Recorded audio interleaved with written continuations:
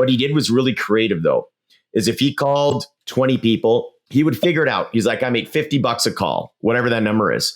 So he may sit there for 2 or 3 hours and then he called 25 people and struck out.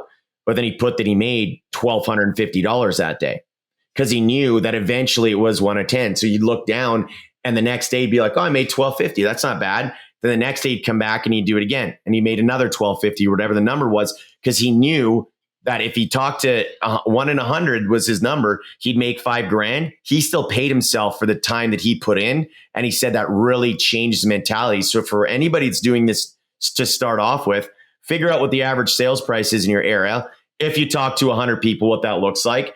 And then at the end of the day, you're still paying yourself. And I think that's one way when I started off that I stayed motivated, because I was newer and I didn't know. I'm like, is this actually going to work? And then I started landing started getting some stuff. And that was big. That was some great advice that I took, is paying yourself for the strikeouts, even because they're getting you closer to the yes. I think a lot of people don't think of it that way.